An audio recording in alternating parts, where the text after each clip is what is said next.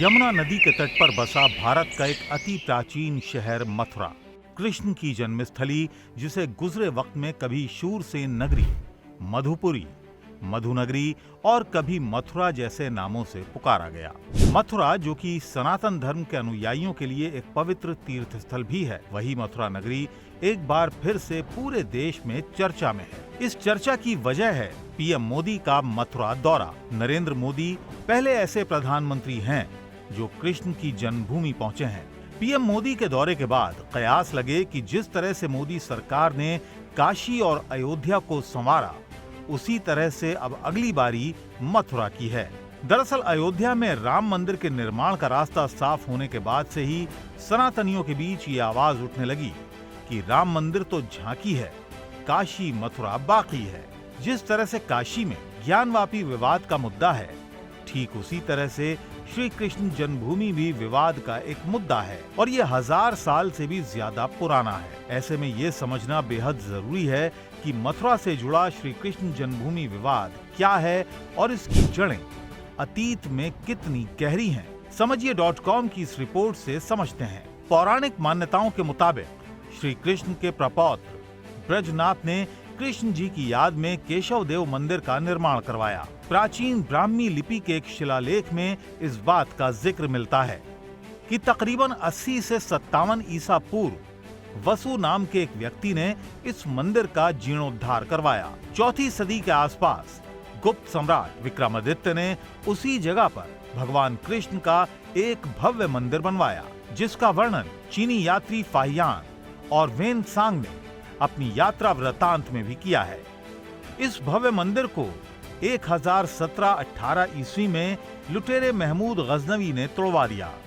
महाराजा विजयपाल देव के शासन में सन 1150 ईस्वी में जज नाम के एक व्यक्ति ने इस मंदिर का दोबारा भव्य निर्माण करवाया, जिसे 16वीं शताब्दी के आरंभ में सिकंदर लोदी ने फिर से नष्ट करवाकर खंडहर में तब्दील कर दिया। ओरछा के शासक राजा वीर सिंह जूदेव बुंदेला ने खंडहर में तब्दील हुए श्री कृष्ण के जन्म स्थान पर फिर से एक भव्य और विशाल मंदिर बनवाया। 17वीं शताब्दी में भारत आए फ्रांसीसी यात्री ट्रैवलनियर ने अपनी किताब में इस मंदिर की भव्यता का वर्णन किया है।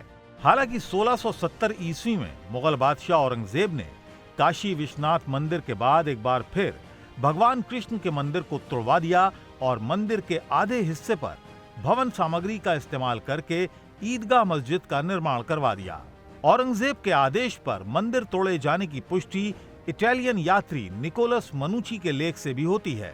मनुची भारत भ्रमण के दौरान मुगल दरबार में आया था। मनुची ने अपनी यात्रा वृत्तांत में इस बात का वर्णन किया है कि रमजान के महीने में श्री कृष्ण की जन्मस्थली को नष्ट किया गया था। इस घटना के बाद साल 1815 में ब्रिटिश नीलामी के दौरान बनारस के राजा पटनीमल ने ईदगाह के पीछे की जमीन खरीदी। भगवान के मंदिर के कायाकल्प में एक नया अध्याय तब जुड़ा जब 1940 के दशक में महामना पंडित मदन मोहन मालवीय जी यहाँ आए तो मंदिर की हालत उनसे देखी नहीं गई। उन्होंने तत्कालीन प्रसिद्ध उद्योगपति जुगल किशोर बिरला को एक पत्र लिखा और उन्हें मंदिर की खराब स्थिति से अवगत कराया।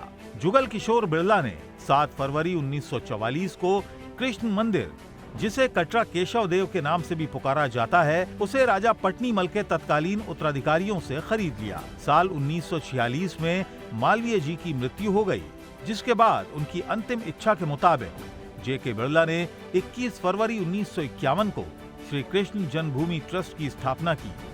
हालांकि इस ट्रस्ट की स्थापना से पहले यहाँ रहने वाले कुछ मुसलमानों ने साल 1945 में इलाहाबाद हाई कोर्ट में एक रिट दाखिल कर दी थी, जिसका फैसला 1953 में आया। इस फैसले के बाद जेके बिरला ने साल 1953 में यहाँ दोबारा से मंदिर का निर्माण शुरू करवाया। इस काम में उद्योगपति जयदयाल डालमिया ने भी उनकी मदद की। आखिरकार सालों की मेहनत और काफी जद्दोजहद के बाद फरवरी 1982 में मंदिर बनकर तैयार हो गया। यहाँ एक और बात समझने की है। साल 1968 में श्री कृष्ण जन्मस्थान सेवा संघ और शाही मस्जिद ईदगाह कमेटी के बीच एक समझौता किया गया। इस समझौते में 13.7 एकड़ जमीन पर मंदिर और मस्जिद दोनों बनाने की बात हुई थी, जिसमें श्री कृष्ण जन्मस्थान सेवा संघ को मंदिर के पास की 10.9 एकड़ जमीन का मालिकाना हक दिया गया। वहीं 2.5 एकड़ जमीन का मालिकाना हक शाही ईदगाह मस्जिद को दिया गया। 25 सितंबर 2020 को इस फैसले को लेकर अधिवक्ता रंजना अग्निहोत्री ने खुद को भगवान श्री कृष्ण का भक्त बताकर साल 1968 के समझौते को लेकर एक याचिका कोर्ट में दायर की।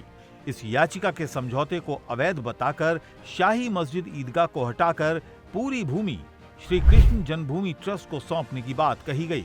ये पूरा मामला फिलहाल इलाहाबाद हाई कोर्ट में लंबित है और इस पर सुनवाई जारी है। ऐसे में पीएम मोदी के मथुरा दौरे के बाद से अब सनातनियों का ये भरोसा एक बार फिर से प्रबल होने लगा है कि जिस तरह से अदालत के फैसले के बाद राम मंदिर का निर्माण हो रहा है, उसी तरह से मथुरा नगरी में श्री कृष्ण मंदिर का विवाद भी सुलझेगा और मथुरा फिर से अयोध्या की तरह अंतर्राष्ट्रीय पटल पर उभर कर आएगी।